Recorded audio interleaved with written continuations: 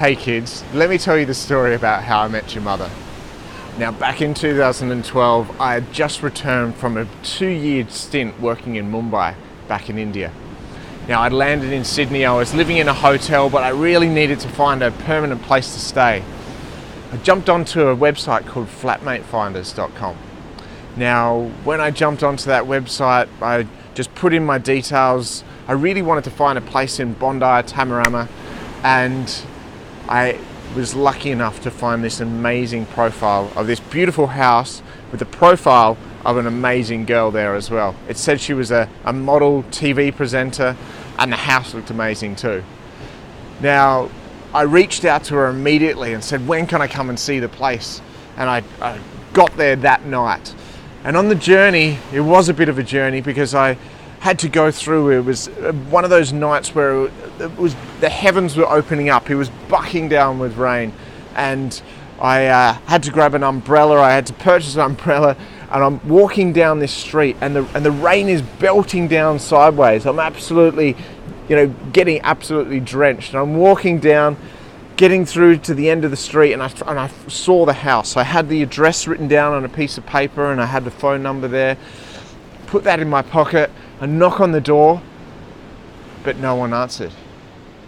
And so I quickly looked around, I saw a doorbell, rang the doorbell, but still no one answered.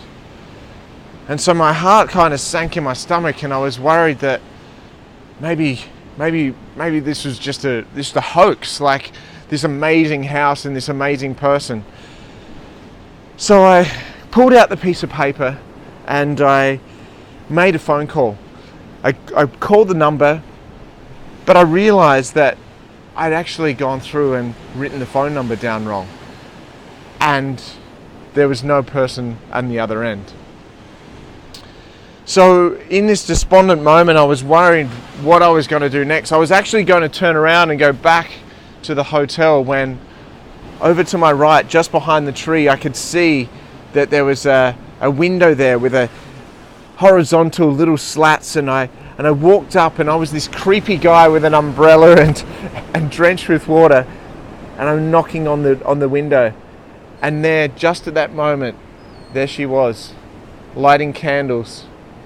She turned around and my eyes caught her for the very first time.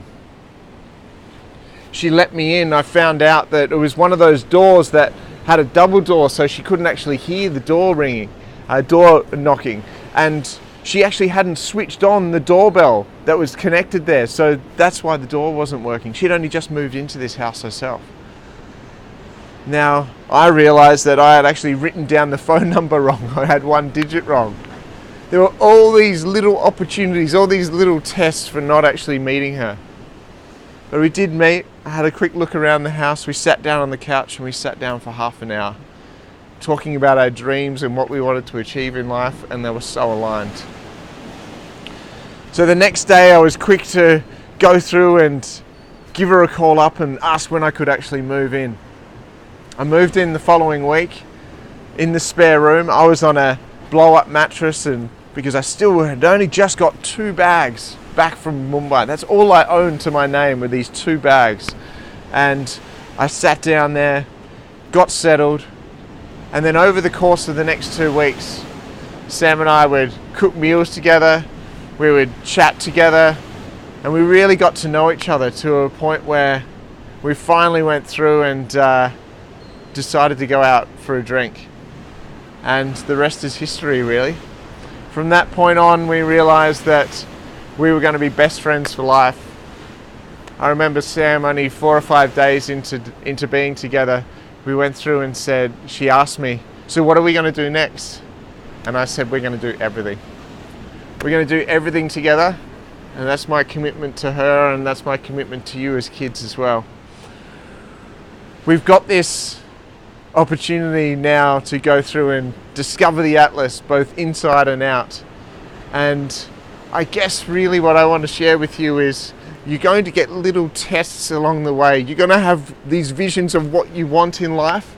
We're going to get these little tests. The doorbell's not going to work, and someone's not going to answer the door. But if you persist and you push through, you're going to find the answers to all your dreams on the other side. Love you very much. You stay awesome.